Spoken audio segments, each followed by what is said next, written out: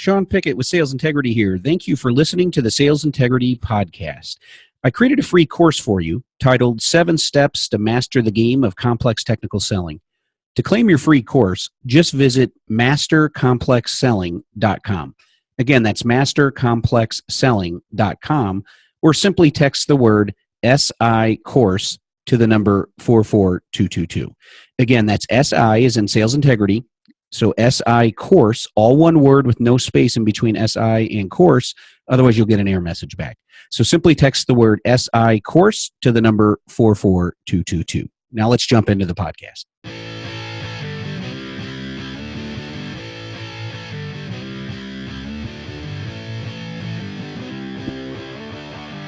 Now let's chat with today's guest, Rob Rash. Rob is the president and CEO of Olympia Consulting and the author of the newly launched book, Launch Your Sales. Rob, are you ready to share some wisdom with Sales Integrity Nation today?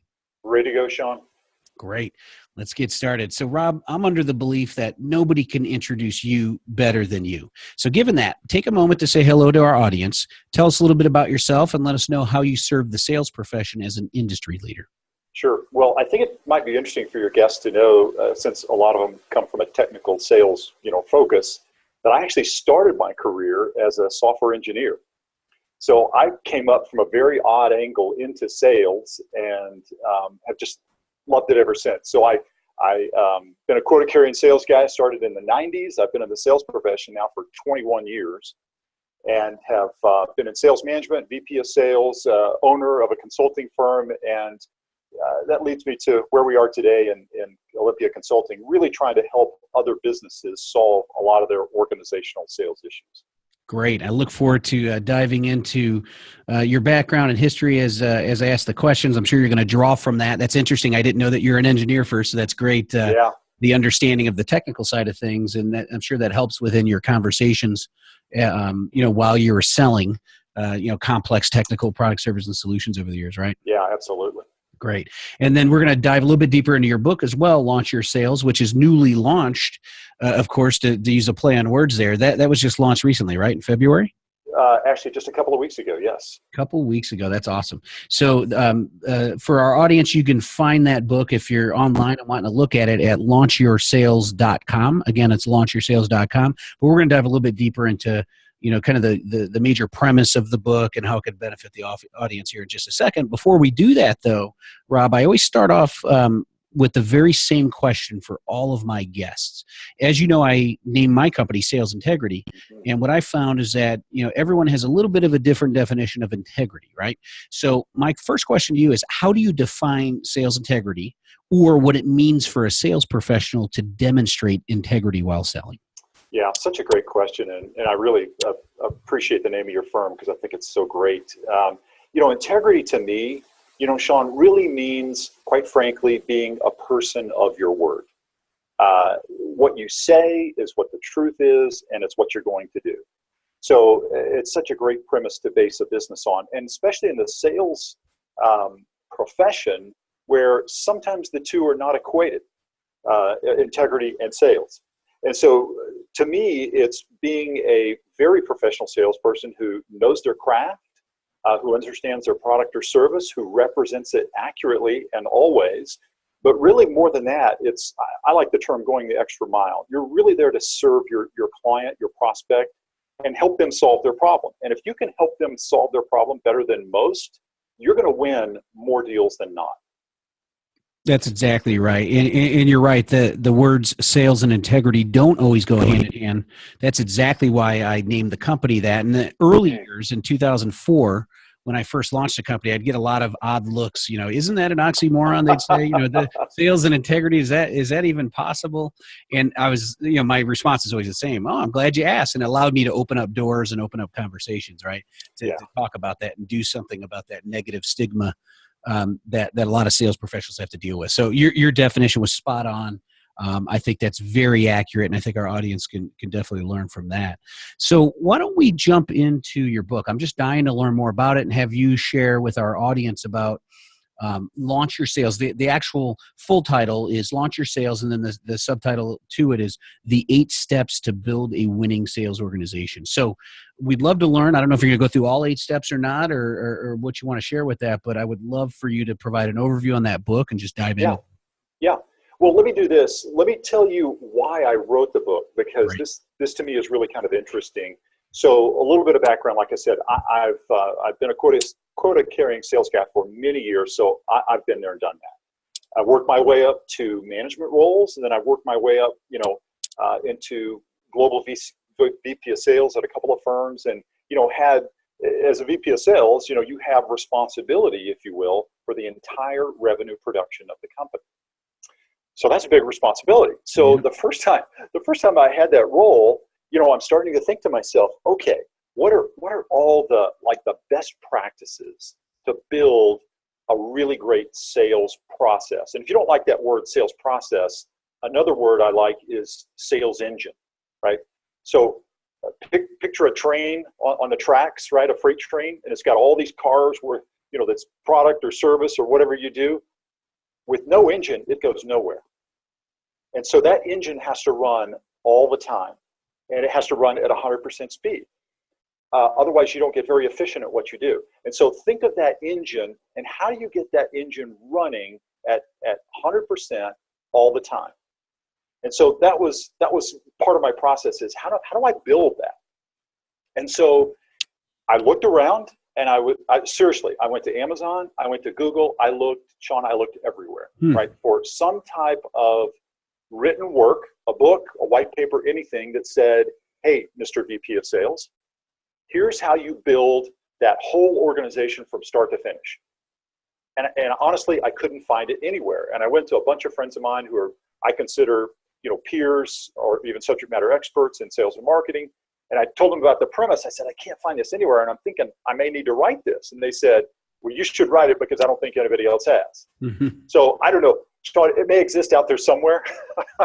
So here's the basic premise of the book. And the reason for the 8 steps is, to credentialize what we do as sales consultants, if you will, sales experts.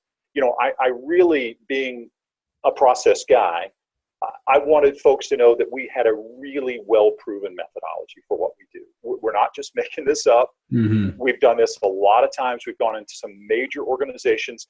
By the way, I don't think I mentioned this. I started my sales career at a wonderful firm called KPMG Consulting, the consulting arm of the Big Four firm, and spent 8 years there, and was the first quota-carrying sales guy here in the Southwest area, in the Dallas and Texas and surrounding area. And we really perfected, complex sales, technical sales in an environment with a lot of subject matter experts. I think a lot of your listeners probably deal in that world. And so we spent years perfecting that process and gleaning from some of the best resources and best leaders and best teaching we could. And so, I felt like I had this incredible foundation. And worked my way up, to a leadership role there, and just had a great experience. From there, I went on to be an entrepreneur and started a business, actually bought a small business from a retiring founder, took everything I knew and poured it into that business, and just, did it again from a sales perspective, and grew that business. And then we sold it to a publicly traded competitor in a very successful exit a few years ago. And then being a dyed-in-the-wool entrepreneur, I was not going to stop, and so we founded Olympia Consulting, and our real focus is just that. How do we help businesses go from where they are today to really a level that they probably even haven't imagined yet? So the 8 steps, let's talk about those for a minute, because your listeners may find this interesting, because a lot of times, see if you find this to be true, Sean. If you look at your shelf full of books, or if you go out to Amazon, a lot of the books that I see and that I find are really geared toward how to sell. And that's good. And a lot of those books are fantastic. I love some of those guys, Zig Ziglar, Brian Tracy, spin selling, there's tons of great works out there. But like I said, what I couldn't find was, okay, how do I build like this whole sales process and all the pieces of it? So I took all my history and I boiled it down into 8 steps that I felt like were the foundational building blocks of what it would take to build that organizational sales process. And so let me give an example, right? So let's call my book a recipe book. How's that? Yeah, that's good. And so if we looked at the ingredients, those 8 steps, let's say they're the main ingredients. So the first one would be what I call a really good go-to-market strategy. And here's what I mean by that. And here's why I start there. I'm working with a number of organizations, or our firm is, and we'll walk into an environment and, for instance, the target market for that firm is not really well defined. They're more reactionary, to leads that come in. They don't really have an idea of who their ideal client is. And so they're kind of reacting in a sales mode. And I see that sometimes.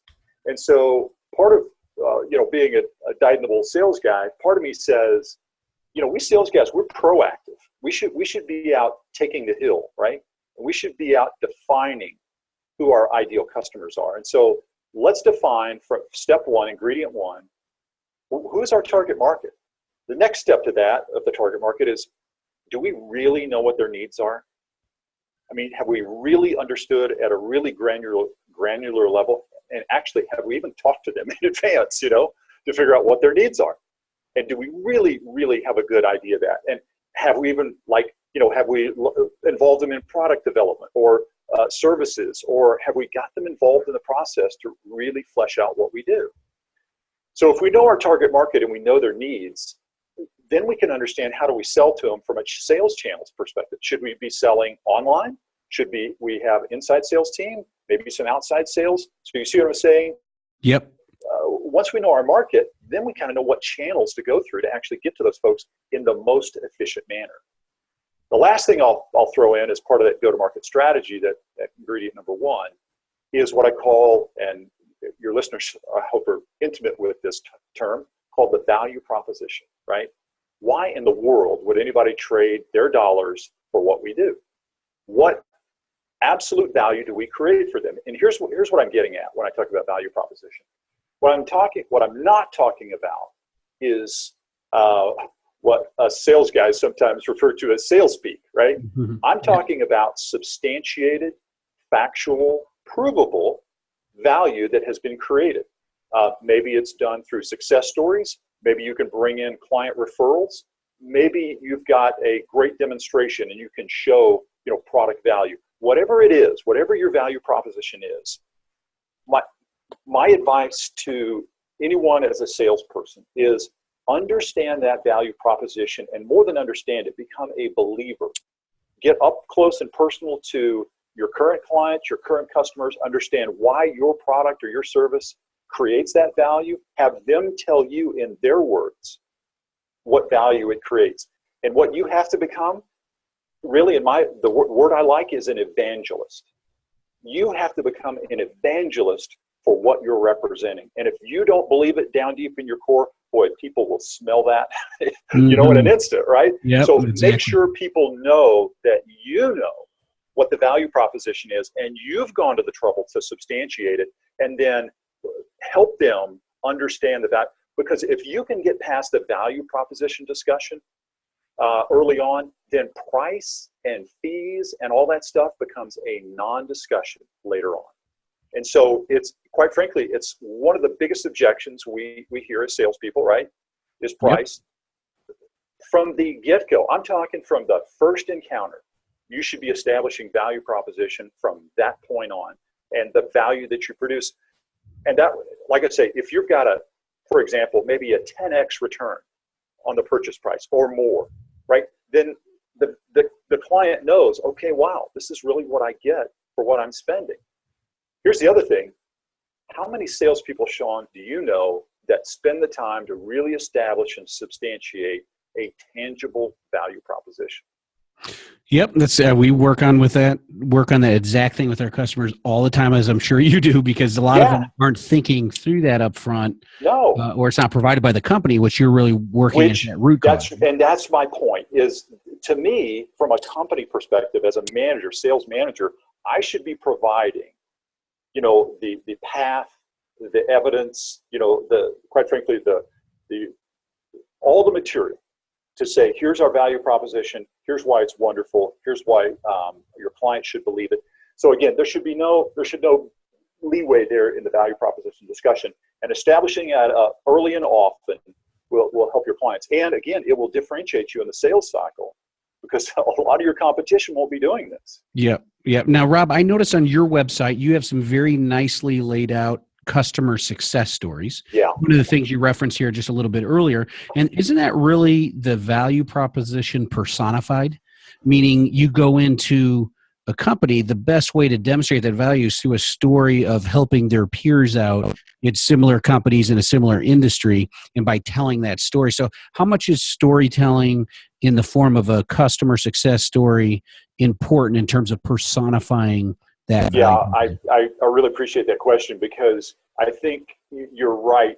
Versus us just, elaborating right on value proposition, the best way to prove that is it's already been done in the marketplace. And to your point, if you've got a value proposition description through some kind of success story or something similar in a similar industry or client that's near to the client, your prospect you're selling to, boy, then you have a lot of interest on the part of your prospect. You've been there, you've done that, you've made it work in another industry. Here's the quantifiable around it. I think you're right. The story itself is much more compelling than you and I just, kind of elaborating on a lot of facts. Yeah, exactly right. I mean, it really helped me understand more as I was doing research and just kind of prepping for our interview here today, just looking at your website and kind of learning more about Olympia Consulting and you. That really, more than anything, that just kind of hit home of, okay, great. Here's the value that Rob and Olympia Consulting is adding in the marketplace to sales organizations, at the companies that you're working with, right? Yep, absolutely. And we do take the time to, not only, document that as much as possible, and as much as clients will let us, of course. We're careful to protect client confidentiality. But, in general, we do know that for our engagements, what we should be creating, and we definitely, do everything we can to meet or exceed those expectations for value proposition. It's one of the key reasons that we even operate, is if we're not creating that value, what are we doing? Yeah. So along that same topic there, we have a wide variety of sales professionals there, that are our audience, right? So although they all have one thing in common, it's B2B sales, complex technical product, service, and solutions. There's larger companies like the KPMG, Big Four that you're talking about, but there's a lot of sales professionals that work for these emerging growth to mid-market companies where maybe their company doesn't provide all of this. Maybe they don't have case studies and all that information on the success story. So how would a sales professional who's responsible for telling these stories on their own and understanding this value prop, how would they go about navigating internally at their own organization to kind of glean some of these stories and then create these success story type templates on their own to go bring that into their sales messaging? Yeah, well, what you're going to have to do, and I've lived through this myself, is basically, the first thing to say is, where's my marketing support, right? That's right. And if it's not around, it might be you. Yep, and exactly so, right. Exactly. And in a lot of ways, quite frankly, you end up being an entrepreneur. Mm-hmm. And that's okay, right? You're working at that firm because you believe in the ownership and the product. You really like what they deliver, but maybe it's not quite mature in some of those tools. So here's my advice: is take it upon yourself to truly, go visit with the engineers, right? Go visit with some of the good clients and tell people why you're going and what you want to learn. And here's what's interesting. Management will really respect you for wanting to get under the covers, get really close to the product, understand everything you can about, not so much from a functionality, and feature perspective, but what problem did we solve? What value did it create? How did we help this customer? And if you need to create your own success stories, then, don't use lack of tools as an excuse, for failure. Goodness gracious, let's get them done. Yeah. Now, what's interesting is I see all of that for a lot of your listeners as a really good opportunity to differentiate yourself as a sales professional, right? You've got the opportunity to go create all that. And if I'm in management and I see you doing that and you're doing a great job and you position us well as a firm, let me tell you, you're solidifying your place in the firm and your professionalism, and quite frankly, I like the term thought leadership. Yep. You're seeing a need in the marketplace, you're getting it done, no excuses, and that's why I love sales and salespeople, right? We're like, hey, just give me the goal, we'll go figure out how to do it. Exactly. And looking at your website, just to kind of bring this point home, for those sales professionals, because I always empathize with the audience, right? And just thinking of the sales professionals saying, hey, that sounds great, Sean and Rob. You guys sitting up there in your ivory towers telling us to go create this. How would I even begin with that, right? So when I think of that, I'll just use you as the example. Go, for our audience, go to olympia-consulting.net, and in the top menu, you'll see a clients menu item. Just hover over that. You see success stories. Click on that. And I think you provide some wonderful examples. This is a very simplified approach, but packs a big punch. Really, there's 3 components to every single one of these success stories that Rob has on his website. There's the challenge, the solution, and the result. So the power of 3, I love it. Just 3 easy concepts. The challenge is what your customers experience when you first get to them. The solution is what you've put in place to address that challenge. And then the result is that overall value, that tangible value that they received as a result of working with you and receiving that solution, right? So would you say that's obviously you probably would, because this is your site and I'm using it as a model, but would you say it's a good model for the sales professionals out there? Yeah, especially in a web environment like this where people just kind of want, the high level. Because we found that, most people don't want just a lot of gory detail. But you've noticed the way we've done our success stories, we've categorized them by industry. So, somebody in a similar industry can go find, a client that we've worked in. That's on purpose. But you're right, that challenge, solution, or result, we really think that sums it up really nicely. You can see we bulletized it as much as possible. Of course, we're protecting client confidentiality, a lot of the time, but we're very careful to document and to substantiate what we do here. And we think it tells a great story. Yeah. Yeah. Now, of course, all of this, really requires careful preparation, right? So there's thinking and there's doing. I like to simplify as much as I can.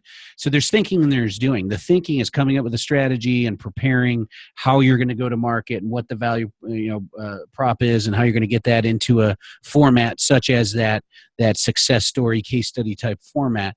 But then you can go out and do and leverage that within your selling efforts. So let's start with preparation as a concept. That at Sales Integrity, we have a mantra that we repeatedly teach the sales professionals we coach, and it was based on a study we did back in 2009 after being in business 5 years and working really with hundreds and now thousands of sales professionals.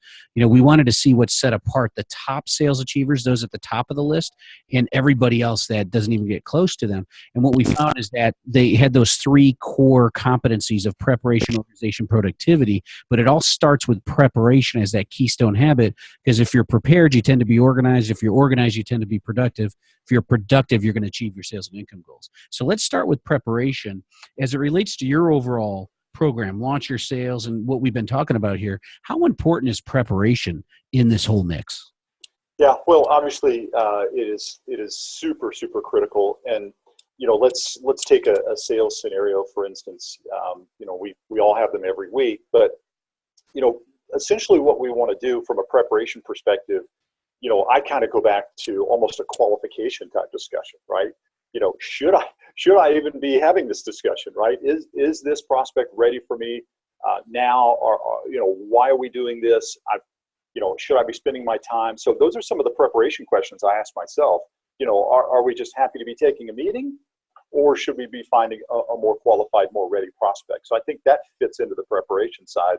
Once I feel like they're qualified, LinkedIn, I think, is a fabulous tool. I don't know anybody that doesn't have a LinkedIn page these days. You can learn a lot about somebody's background there. And the other thing is just, their organization, strategically where they are, what are some of the challenges.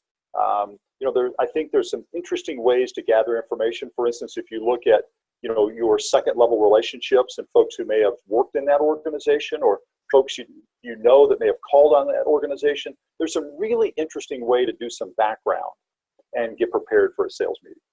Yeah, that's great. So before we jump into a couple other questions and I shift gears a little bit, Yep. I wanted to make sure we didn't move too far past the book and any lessons that we can glean from that to share with the audience. You started off with a marketing strategy. Do you want to just quickly bullet point, here are the 8 steps at a high level, maybe pick one more of those 8 and then talk a little bit more about it and how our audience can benefit from it? Yeah. Well, there's a number of kind of foundational steps that, are geared toward, kind of management thinking. So I talked about, go-to-market strategy. The next one really deals with marketing execution, and that has to do with, developing a great website, great collateral, all the support material. Do you have ongoing lead generation programs, events, all that stuff that fits in the marketing category, because those things have to integrate seamlessly with the sales side. And how often, Sean, do you see sales and marketing really not integrate well? Yeah, happens. It happens, right? Yeah. But when that stuff works together, man, it's a really beautiful thing when it works together. From there, then we move into the third place is, once we have those things in place, number 3, I really call kind of a sales planning process. I think of it kind of, from an annual perspective, and you can do this even as a sales individual. You can kind of plan your year and your goals in advance. And most of us are pretty highly metric and goal driven. And I would, you can literally, I think, plan your year in advance. What are the metrics, for instance, that you want to achieve?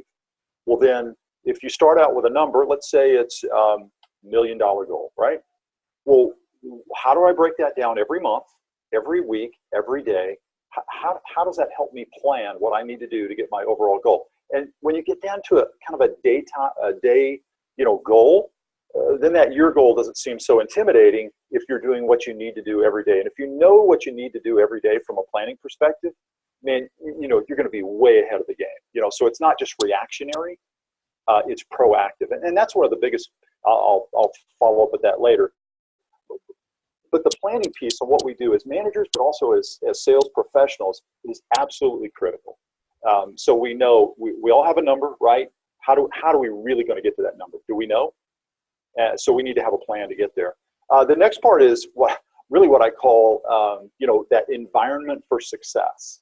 Meaning, a lot of times I see salespeople put in environments that sometimes are not really well tuned for success. I mean, I'm dealing with clients right now that really don't have a territory structure or any type of named account structure. And so again, folks are just out kind of throwing mud against the wall, and trying to find some key accounts or some great prospects.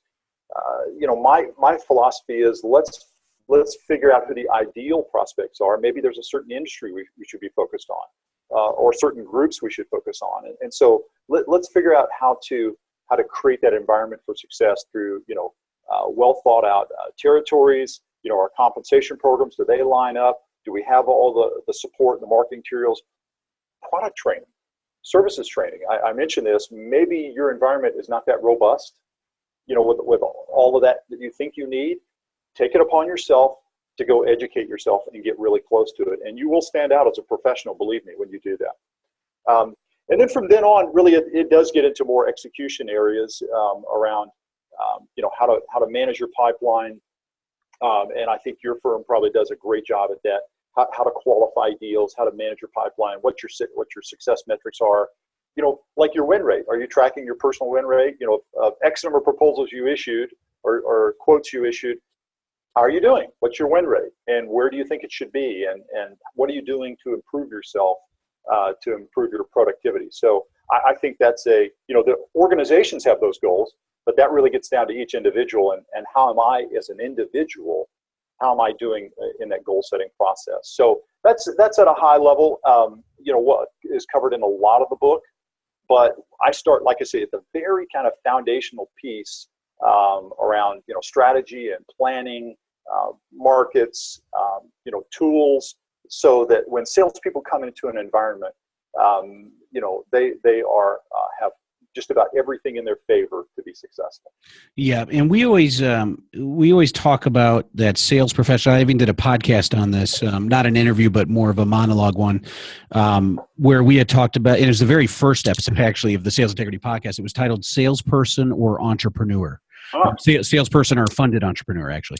And the reason why is we always go in and talk about, based on that study, we noticed that the best of the best sales achievers, they always looked at their sales business as their own company, as their own business within the enterprise that was just funded by that employer as their venture capitalist, right? So the employer removes all the risk because they're funding you through your base salary, your benefits, and giving, they have the operations to support you, marketing if they have that, delivery, all that good stuff. All you got to do is run your sales business, right? And if you look at it like an entrepreneur, that I'm building a business within a business, but it's funded, so all my risk is really removed, you'll look at your sales game a little bit differently. That'll cause you to prepare better, get more organized, more productive.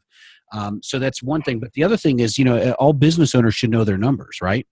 And so that's kind of gets back to what you're talking about. Know your win rates, know your closing percentages, know how many leads you need to generate, your pipeline. So you should know your numbers, right? If you're going to run your own sales business. So I think what you've written in terms of Launch Your Sales, the book, is very applicable for those entrepreneurial minded sales professionals that truly do look at themselves as running their own business within an enterprise, right? Yeah, that's a really good way to put it, because quite frankly, it's all about taking the initiative, and that's what's great about our profession. Is that's really what we're here to do. I mean, we're here to create something that doesn't exist yet. And so if we have that entrepreneurial mindset that, hey, if it doesn't exist, I might have to go find it or build it. That's normal. That's just normal for what we do. Exactly. And so, but here's what's really cool is I guess I'll call it the mental stimulation, right? And the satisfaction from doing all that is off the charts. Man, I just love that stuff. And I find a lot of people in our profession, they do too, right? And so if we eliminate that as a barrier to our success, and we just decide, yep, I am going to be an entrepreneur and I'm going to make this work, and if it doesn't exist, I'll go develop it. The great thing today, Sean, it doesn't take a whole lot of research to find some really great examples or best practices of what others have done. Sales aids, marketing materials, you name it. They're not too hard to find.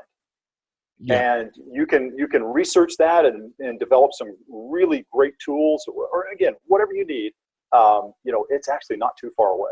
Yep, that's exactly right. Exactly right. Well, great. So let's shift gears a bit here, Rob, and talk social selling, as that seems to be a hot topic these days, as I'm sure you've heard, right? Yeah. The use of social technology, such as LinkedIn, Facebook, Twitter, and others, has really taken the selling scene by storm. So given that, Rob, what is one social selling tip or technique that you would recommend to B2B sales professionals to either establish credibility or generate more leads?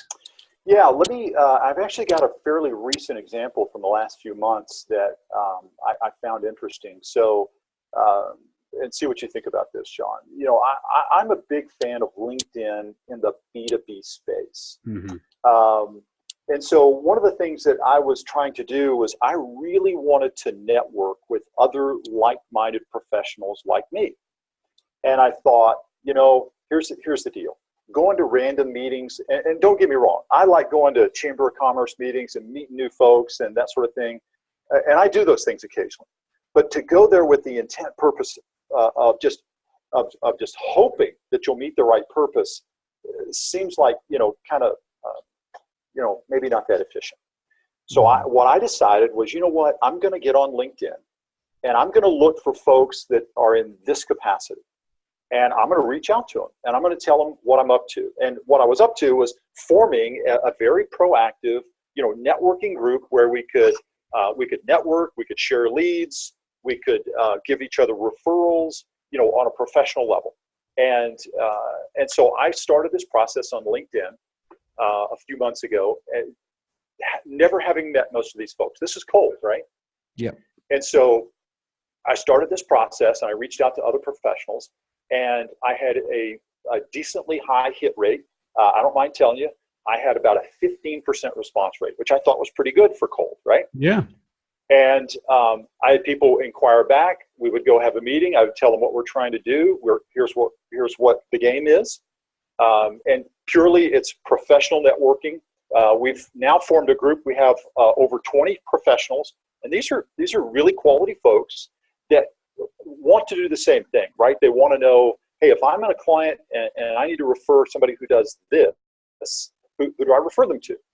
And the great thing is when I'm at a client and I hear a certain need, now I know who can go fill that need.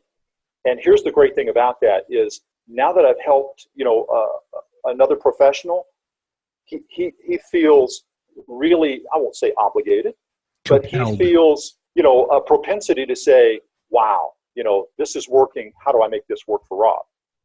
And so the way I look at it is, I just give and I give and I give, and it's like making deposits, right? Yep. And I refer guys, and guess what? Before long, I get referrals back.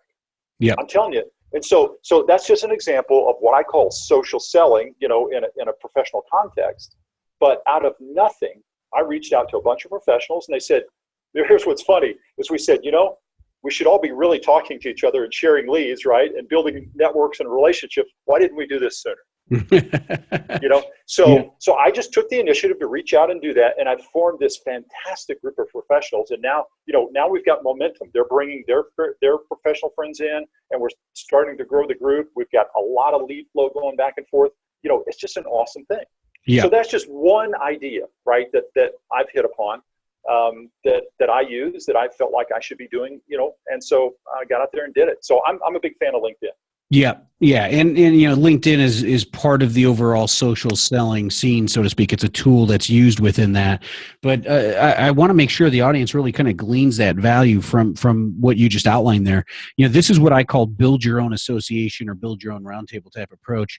Back in 2003, make a long story short, myself and another, business partner, friend, associate, colleague in the industry, launched what's known as the DFW IT Roundtable. It's now a National IT Roundtable Association.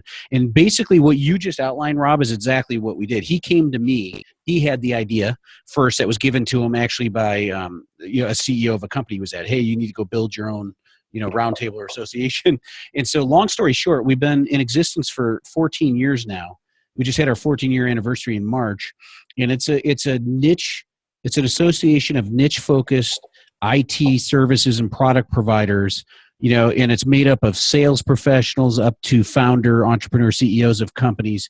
And there's no competitors. We're all in complementary niches where we're pursuing the same types of target accounts, right? Yes. And we meet twice a month on the second and fourth Wednesday mornings of each month at a local country club. We had modest beginnings. We started in the back of a restaurant, and then until we got too big and it was too loud, and we had to get our own little quiet space, right?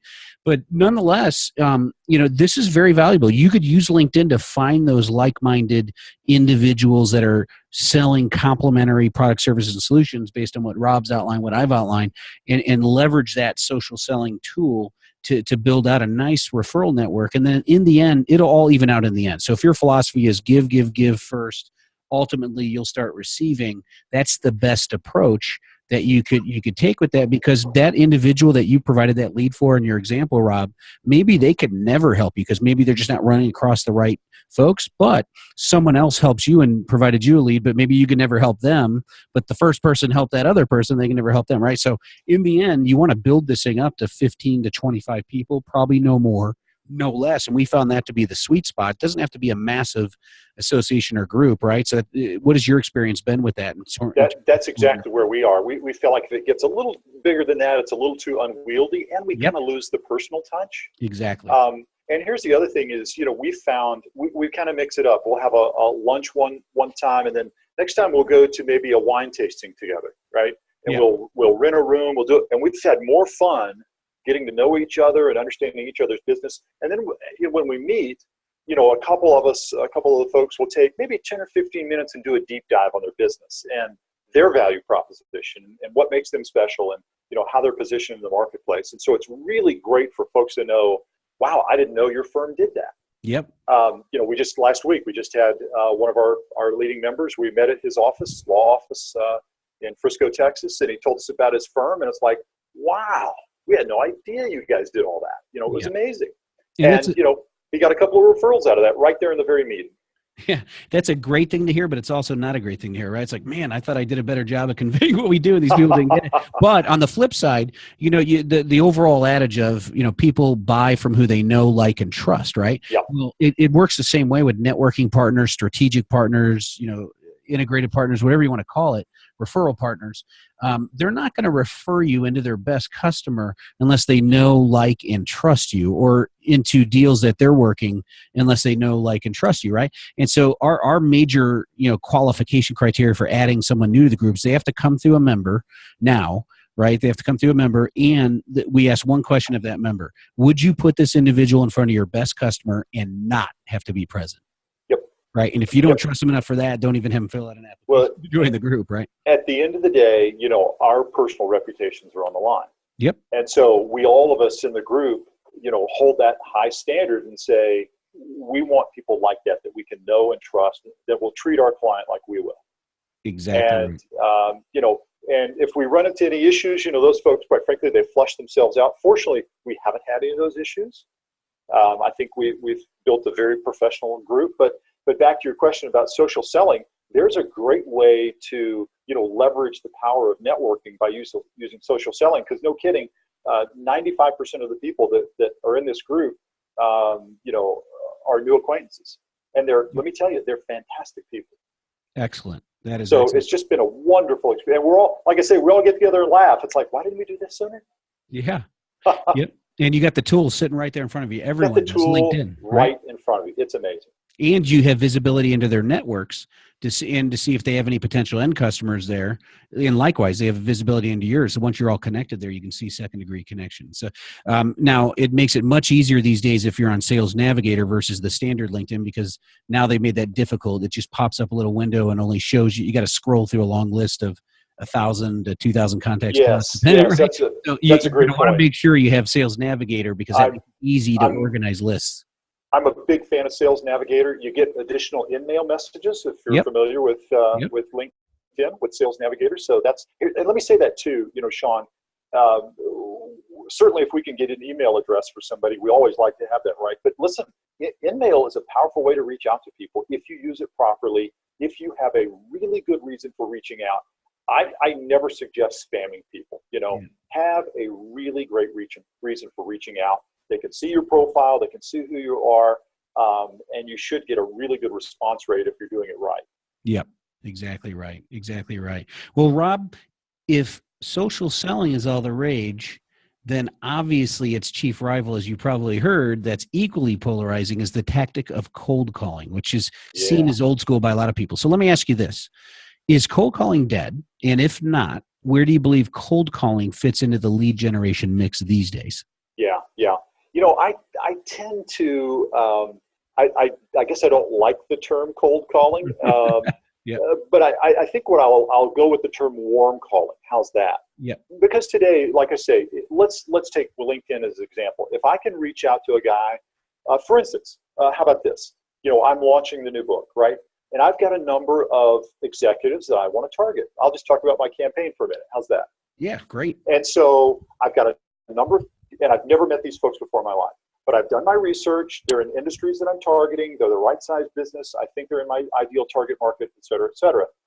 I'm sending an advanced message about what the book is about, what value it will solve or bring for them, what problems it may solve, but more than that, what it will create for their business. And so I'm introducing it, and then here's what I'm doing is I'm actually sending out complimentary copies of the books to these very senior executives, right? Then we're going to have a follow-up campaign to that through phone calls and emails to generate, ideally, right? We'd like an appointment, wouldn't we all? Yeah. So ideally, I'd like to generate an appointment. Now, here's the thing: you may not have a book, but I bet you in your firm, you probably have a great piece of thought leadership material. Maybe you have a couple of great success stories. You've probably got some type of intellectual property or evidence that you could put in front of an executive to say, this may pertain to you, and here's why it does. It creates value for your business. And when you hit that guy that's trying to solve that problem, hopefully you get a chance to start that conversation. And that's all I'm trying to do, is start conversations. So we're trying to do it intelligently, but is it cold? Yeah, you could say that for a minute until we get to meet each other and know each other, and then I consider us friends. Yeah, we're just friends in advance. That's how I think of it. Right? That's right. Yeah, and I think with to me, it's not social selling or cold calling; it's social selling and cold calling. I really like that. Yeah, and you really do. The days, I always say this again and again, so the audience has heard me beat this as like a dead horse here, but the days of old school cold calling where your manager hands you a list and you start smiling and dialing without doing any research and having any knowledge calling it. Yeah, those days are dead. That part of the cold is dead. Warming up the call is exactly right. I call it proactive outbound calling combined with emailing, combined with social selling and tools, right? So it should be a well-balanced mix of all these prospecting strategies and outreach strategies. And if you're doing it right, you've warmed it up, and you're calling in more informed. And I like what you said. Really, it's about starting conversations. So it's not like you're cold calling and trying to sell them something in a one-call close. In our world of complex technical B2B sales, it's initiating conversations, starting conversations. That approach. It's got to start somewhere, and sitting back and waiting for leads to rain out of the sky because you put some content out in the ecosphere does not really it doesn't really cut it, in my opinion. I think you need to have all of those working together in cohesive I unified completely fashion. agree. And there's so many great tools out there to leverage to be able to do that. We should be taking advantage of all of those. Yeah, exactly. Well, all right, Rob, we're nearing the end of our time together today. So that means one thing on the Sales Integrity Podcast. It's time for what we call the sales cycle. Now, the sales cycle is not only a process that all sales professionals have to manage, as you well know, doing what you do, but it's also the name of our lightning round, where we ask questions in rapid fire format and look for quick answers from our guests. So, Rob, to make this fun, I always time the sales cycle to see how fast our guests can get through it. I know you must be competitive. You've come through the ranks of selling and you're working with salespeople. So currently our previous guest, Stu Schlackman, who's the author of the book, 4 People You Should Know, he set the benchmark with a 1 minute and 55-second sales cycle. So that's the time to beat. Stu Schlackman is a friend of mine. No kidding. Well, he's the one who introduced us. So, and I would like to tell you that he kind of queued this up and said, let's see if this guy can beat me, but he didn't. Stu, he's a nice guy, so he didn't do that. But if I was someone to provoke, then maybe I would make that up, right? You might. But now that the audience knows Stu's your friend and he's the one who connected us, you should have this extra competitive fire burning to see if you can beat him here, right? All right. 1 minute and 55 seconds. So just keep that in mind. Now keep also one other thing in mind, that we want to balance speed with value, right? So if your answers are too quick, I might ask you to elaborate a bit so our audience can get some valuable takeaways. Sound fair? Fair. Okay. So there's 7 questions. And I'm going to start the clock now. Question number 1, name a specific technology or tool you use for identifying and researching target market prospects. I think LinkedIn is my favorite. There's a couple other large databases out there that are pretty good. Things like Sales Genie, Business Wise, a couple others, but I tend to start with LinkedIn. It really helps me drill in. Great. Question 2, what is the best method to initially get the attention of and connect with your target market prospects? We talked about it earlier, but I really do think email that's very intelligently crafted. It's personalized. It cannot be just garden variety. It has to have a real purpose to it and a real value. And, maybe even a referral, right? Go to the trouble to get a referral. And if you can do that through email to start a conversation, I think that's a great way to get somebody's attention. Great. Question 3, what method do you use to consistently stay top of mind if your prospects aren't ready to buy just yet? Yeah, a couple things. You're probably familiar with the term drip campaign. Yep. For instance, do you have a regular blog post that you can sign them up to, and get them subscribed to? But I would think of, relevant assets, articles, that sort of thing that they may be interested in that you could point their way, and again, keep in front of them on a regular basis. Great. Question number 4, what sales process methodology do you use to manage opportunities through the sales cycle? So, Sean, are you familiar with a methodology called target account selling? They recently changed their name to a company called Altify. Yeah, I was trained on that back in the day. It was Taz, as we called it. Taz, as we called it back in the day. Yeah, that's really my favorite. It's a fantastic methodology. That's a great methodology. Yep. Question number 5, how do you define the concept of closing a sale? Man, I love this question. When closing starts, it starts when you qualify a deal, right? If your deal's unqualified, you're never going to close it. So be great at qualifying deals. And that means all the requisite questions, for your industry, your product, your service, whatever you do, be great at qualifying. And then sales from then on is a process. Excellent. Question 6. We're coming down the home stretch here. How do you know when it's time to close a sale for any given opportunity? Again, back to the process, it's a matter of asking, having a checklist and knowing what does it take to get something closed. Okay. Are you staying in touch with your prospect on the legal process, right? Have you covered all the bases with the decision makers? Where do we stand on approval processes and procurement? And, you have a checklist and you go, your main buyer who you're dealing with, show them your checklist and say, here's all the things we need to accomplish. Is there something else we're missing here? And that way, it's not, you cajoling folks to get things done. These are the things we have to get through it. And you know what? Your buyer might actually appreciate the fact that you're really organized. Yep. That's great. Final question. What is your best advice for sales achievers to improve their closing ratio? Yeah, I said it earlier, but no kidding. If you're really good at qualifying, my whole personal success rate is extremely high because I've just learned, I know when people are going to kind of mess me around and kick tires, that's okay. But I'm not going to generate a proposal and then chase them, for days and days and weeks to get them a deal closed. That's just a waste of time.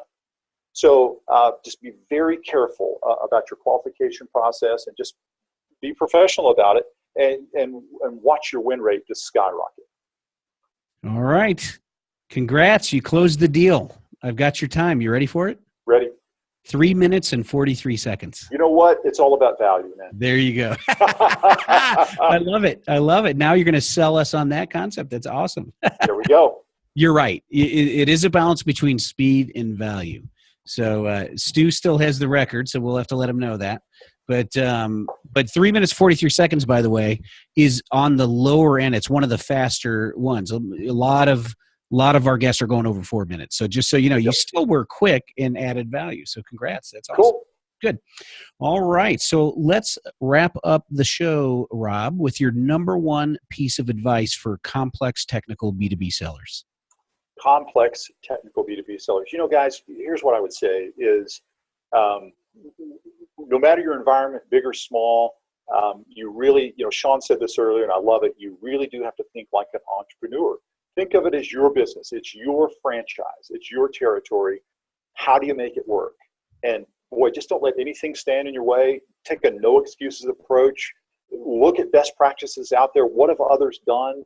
Mirror or copy those and make it work in your environment. And, if you're early in an organization, you're one of the, first guys that, out of the barn from a sales perspective, then you're going to have to do more of those things. But that's okay. You'll really differentiate yourself as a sales professional, and you'll help your career a lot. So I would say just, that no excuses approach to getting things done. And then, as you know, sales is a discipline, so just have a process. Have a process you follow, and you'll do great. Sound advice. So, Rob, how can people best connect with you? Yeah, so the website for the book has a lot of stuff on myself and our firm and, contact information and all that. LaunchYourSales.com. Really easy to remember. I'll just send them there. How's that? We've got contact forms and everything. We're very accessible. Follow-up questions, any way I can help somebody, I'm just glad to do it. Excellent. So launchYourSales.com. And again, the book title is Launch Your Sales, the 8 Steps to Build a Winning Sales Organization. So launchYourSales.com. Visit there. You can connect with Rob there and ask him any further questions that you'd want. Rob, thank you for your time today. I really appreciate it. You bet, Sean. This is a lot of fun. Thanks for having me. Great. And thank you to all of the sales achievers out there who took the time to listen to today's interview. I appreciate it and look forward to everyone applying some of the sales wisdom ideas that Rob provided during today's interview. Now, let's wrap up today's episode with a few quick reminders. All right. Reminder number 1, if you haven't signed up for our free 7-day video email course titled 7 Steps to Master the Game of Complex Technical Selling, then you should do so right away. Go ahead and visit mastercomplexselling.com. Again, it's mastercomplexselling.com. Reminder number 2, if you want to ask a question and have me feature that on the podcast to answer your question, then just send an email to asksean@salesintegrity.com. Again, it's Ask Sean, and I spell it SEAN. So Ask Sean at salesintegrity.com.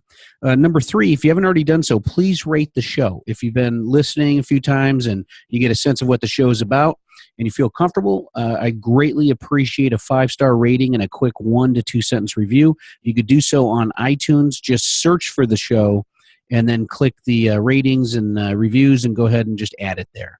And then final reminder, if you haven't already joined one of our 2 B2B Tech Sales Professionals group, you could do so on either Facebook or LinkedIn.